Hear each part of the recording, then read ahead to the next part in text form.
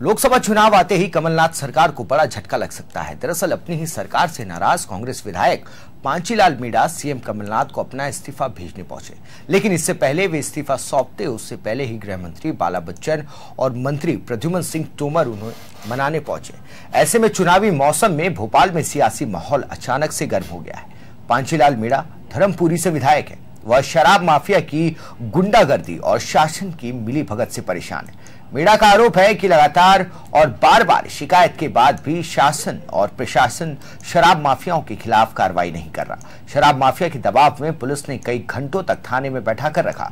मीणा अपनी पार्टी से इतने गुस्से में है कि उन्होंने अपना इस्तीफा मुख्यमंत्री कमलनाथ को भेजने तक सोच लिया। अब देखना होगा कि इन सब मुसीबत से सीएम कमलनाथ कैसे निपटारा करते हैं।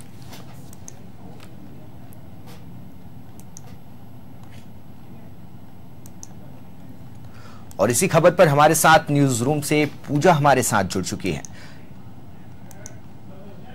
पूजा, जानना चाहेंगे लोकसभा चुनाव आते ही कमलनाथ की सरकार की जो मुश्किलें हैं और खड़ी हो गई हैं, क्योंकि आज कांग्रेस विधायक पांचीलाल मीणा ने अपना इस्तीफा सौंप दिया। क्या लगता है इस तरह के फिर से विरोध के सुर सामने आ रहे हैं, कहां चुनौती होगी कमलनाथ सरकार के लिए इस बार?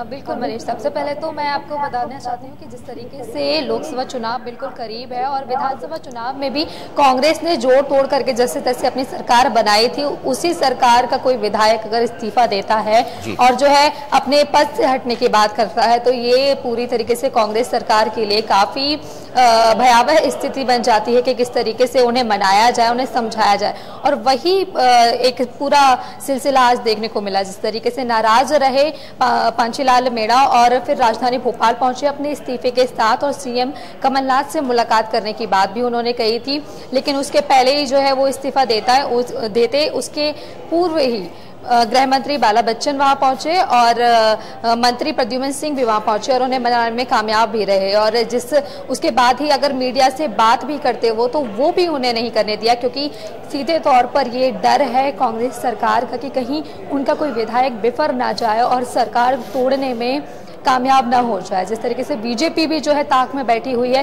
कि कोई भी विधायक अगर कांग्रेस का फिसलता है तो वो उसे अपने पाले में ले सके। तो पूरे लोकसभा चुनाव को देखते हुए काफी ज्यादा ये गर्म माहौल आज राजधानी भोपाल में देखने को मिला।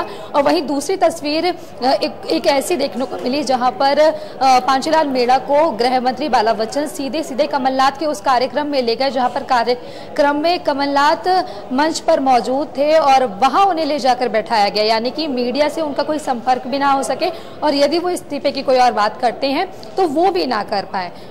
इस तरीके से जो है पूरा ये माहौल देखने को मिला कि लोकसभा चुनाव आते आते ऐसी स्थितियां जो है राजनीतिक माहौल में बन रही हैं और उन्हें संभालने के लिए किस तरीके से मंत्री और मुख्यमंत्री लगे हुए हैं। जी मनीष, पूरा बड़ा सवाल ये उठता है, कमलनाथ सरकार जहां पर शासन और प्रशासन के नाम पे ताल ठोक रही है, शराब माफियाओं पे बैन लगाने की बात कर रही है, वहीं पे उन्हीं के पार्टी के विधायक मीणा का आरोप है कि लगातार और बार बार शिकायत के बाद भी शासन और प्रशासन शराब माफियाओं के खिलाफ कार्रवाई नहीं कर रहा। ये एक बड़ी चुनौती है कमलनाथ सरकार के लिए, इसको किस तरीके से देखते हैं?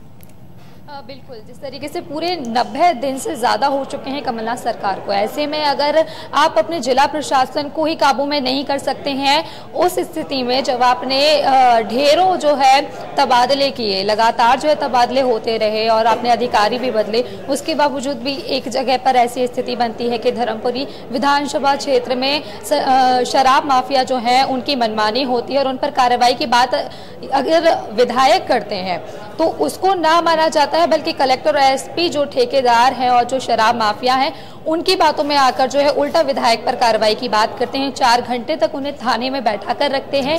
तो इन सारी चीजों से समझ में आता है कि किस तरीके से जो है जब कानून व्यवस्था पर बात उठाई जाती है तो उसके कुछ पहलू ये भी हैं जहां पर जिला प्रशासन पर खुद कमलनाथ सरकार का जो है काबू नहीं है। तो ये तमाम तरह की जो चीजें हैं वो साफ तौर पर दिखाती है कि किस तरीके से अभी भी कानून व्यवस्था में और कसावट लाने की जरूरत है। और जब एक विधायक की बात अगर नहीं सुनी जाती है तो फिर जनता की बात कैसे कोई सुनेगा, उस पर खास तौर पर ध्यान देने वाली बात है। जी, मुझे बड़ा सवाल ये उठता है कि शराब माफियाओं के दबाव में पुलिस ने कई घंटों तक विधायक जी को बैठा के रखा। कमलनाथ की सरकार है जहां पर कमलनाथ सरकार ताल ठोक रही है शासन और प्रशासन की। ये कौन से ऐसे माफिया हैं या इन पर ऐसा किसका हाथ है जो प्रशासन कमलनाथ की सरकार के विधायक को ही थाने में बैठा कर रख रही है और उसे प्रताड़ित कर रही है? बिल्कुल मनीष, पहले तो मैं आपको बता दूं कि ये वो माफिया है जो सालों से उस जगह पर जो है राज कर रहे हैं और अपने अवैध तरीके से कारोबार भी चला रहे हैं शराब के। और ख़ास तौर पर जहां से नर्मदा गुजरती है वहां पर भी ऐसे आदेश है कि 5 किलोमीटर के अंदर जहां पर स्कूल हो और जहां पर अस्पताल हो, ऐसी जगह पर जो है शराब की दुकानें नहीं हो सकती है। उस स्थिति के बावजूद भी जो है स्कूल के 1 किलोमीटर और 2 किलोमीटर दूरी के अंदर ही दायरे में जो है शराब की दुकानें मौजूद हैं और उनको हटाने का काम नहीं किया जा रहा है। और उसके खिलाफ जब सत्ता पक्ष में नहीं थे मेरा, तब उनका कहना था कि मैंने तब भी कई ज़्यादा प्रयास किए और अब जब मैं सत्ता में आया हूँ, विधायक बना हूँ, तो उसके बाद भी मैंने प्रयास किए हैं, लेकिन सुनवाई नहीं हो रही है खुद जिला प्रशासन के द्वारा। यानी कि जहाँ पर खुद कमलनाथ सरकार शराब माफियाओं को हटाने की बात करती है, उन पर कार्रवाई करने की बात करती है, लेकिन दूसरी तरफ जो है जिला प्रशासन का ये रवैया है कि खुद विधायक की बात नहीं सुनी जाती है, उल्टा उन्हें जो है थाने में बैठाकर रखा जाता है, उनकी शिकायत नहीं लिखी जाती है। और जब शराब माफिया आते हैं तो उनकी बात पर जो है विधायक के खिलाफ कार्रवाई करने की बात की जाती है। ये पूरी चीज़ें जब निकलकर सामने आई तब ये स्थिति देखने को मिली कि एक विधायक की सुनवाई खुद कलेक्टर एसपी नहीं कर रहे हैं, खुद उन्हें ही एक जाल में फंसाने का प्रयास किया जा सकता है। तो आम जनता की क्या स्थिति बन सकती है ये देखने को बनती है। जी बहुत बहुत शुक्रिया पूजा, तमाम जानकारी के लिए थी। तो ये थी पूजा हमारी न्यूज रूम से जिन्होंने तमाम जानकारी दी इस पूरे मामले पर।